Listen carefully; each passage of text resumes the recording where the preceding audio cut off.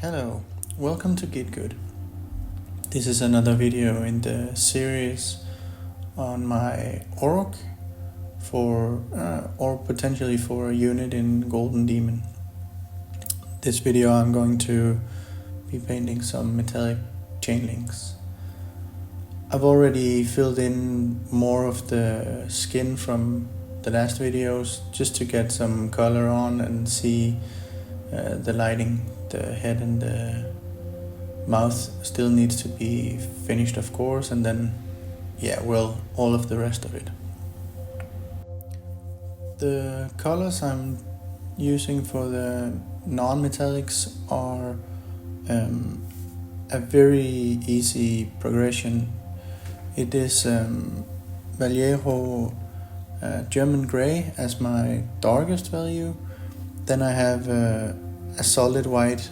This one is a Reaper one, but you can use any white in the other end. And in the middle of the spectrum I use a grey brown from AK. So this recipe is much more about mixing in between the colors. I prepared my wet palette and laid out the white and the German grey and the grey brown, and then I did mixes in between all of them, going from the German grey with some grey brown in, and then a bit more grey brown in, and then fully grey brown. And then I did the grey brown with some white in it, and then a mix with more white in it, and then pure white. I don't think I use pure white very much, a dot here and there towards the end, but I'm not using it very much. The light direction for the Orc is a top light slightly from the left, and I'm painting the chain links that way too. They are kind of angled and blocky, so they have some planes facing very much towards the light and some of them not as much. That means when I'm putting in the color, some areas will be much brighter than others, and I'll be showing that throughout the video. To make this non-metallic work, I'm keeping a quite high contrast. The links are not very big. They have enough space so you can do a transition and highlight all the edges and stuff like that, but it's not a lot of space. The contrast is kept by keeping some of the German grey visible and then going all the way up to the color just before white, and then ending it with a few dots of white here and there.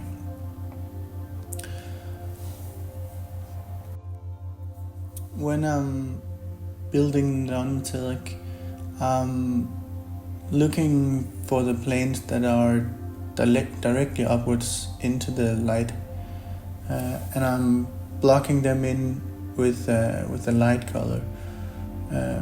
In this case it's the grey brown, and then I highlight them with the mixes from the grey brown going up to the white. So those planes I keep none of the darkest colors. The planes that go more vertical, I'm keeping quite a lot of German grey visible in the ends of it, and then I have the transition going through the middle of it, and then towards the bottom I keep the highest value.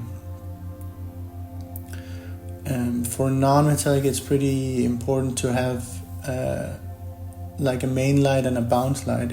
It's very hard to do on these, which means your main light will be the most visible and the bounce light will probably only be like an edge highlight. I'm painting the links from the top side, and of course they have a bottom side too, and an inside towards the body, and I'll be putting more light there, but not as bright as what I'm painting now. That will act a bit like the bounce light for this non-metallic. The size of the links themselves make it so that I'm using a size 000 Raphael brush. You could probably go to like a 0 or a 00 also, as long as it has a very sharp tip. I just prefer the 000 one. I'm painting with the 2x magnification to be able to see better what's going on, because I want to do the blends as smooth as possible on the links. You can paint them more scratchy and more dotty if you want to, but I've decided to try out with a smoother look from the start, and if I don't like it, I can change it a bit afterwards. The way I'm doing the blends, the smoothing, is by having the colors on my palette being at least fairly thin, around 50-50 water to paint, and sometimes a bit thinner even. I keep very little paint on the brush itself. The brush is very small too, so it doesn't hold very much from the start, but I wipe quite a lot of it off before I put it to the model, and that leaves me with not a glaze, but something that is more opaque than a layer. That means when I've sketched in a bit, I can go over the midtones and start dragging toward the bottom of the links. The links kind of have a top side, a middle part, and a downwards facing bottom side. The links that are facing completely towards the bottom, I don't touch very much. They kind of stay in the base color that is the curious leather that I started out just basing everything in, like a bit of a reddish brownish color. I will be putting a bit of color there, but not very much, so it doesn't go very high in value at all. So mainly the blending is done on the middle part of every link, keeping the bottom bright as the light travels downwards. I'm dotting a bit, scratching a bit, and I'm going very much back and forth between the colors. That's why I've done all the mixes. So I'm putting paint on the brush, then on the link, and then seeing it dry up to the final color, because when you put it on, it doesn't have the same exact color as when it's fully dried. So when I see it being dry, I can kind of suss out if I need to smooth or blend it a bit more even. Then I go with the brush into the next color, either lighter or darker. If I'm blending towards light or towards dark, I don't really wash the brush in between. I just dip it in the next one and mix around a bit, so the color is mostly the new one, but it has maybe a trace of the old one. It's not super important because I'm going so much back and forth between colors anyways, and the opacity makes it so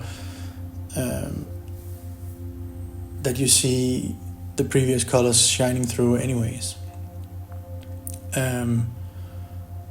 That's really the way I do all my blends, is by building the volume slowly and looking if I need to go one way or the other, putting a bit more light and then the next one. Some people like the more sketchy approach where they like paint in the main lights on everything and then paint in some bounce lights or reflected light or whatever. But I just, for me personally, I find it easier to build every volume slowly through the transition. That means I'm also tweaking the size of the reflections. So sometimes I'll be looking at a chain link and thinking, I think overall this needs to be brighter. So I go back with a mid-tone and eat into a shadow a bit, and then make the brightest reflection a bit brighter and bigger. It is slow work, but it's not too bad. The hands holding the chains and the ball aren't glued on. You can see the blue tag, or in this case it's white, but the blue tag holding it in place. I'm keeping it on for the working this video, just because it's a bit easier for me to see the angle and how bright it needs to look compared to the skin and stuff like that. When I'm done with the video, I'm taking it off, and then I'll be working a bit more on it just to make sure everything is blended how I want it to, because two things. One is that doing recording means you can't get as close and you can't get as precise as you can without recording. And the other thing is it's potentially for Golden Demon, so I want it to be to the highest level I can produce.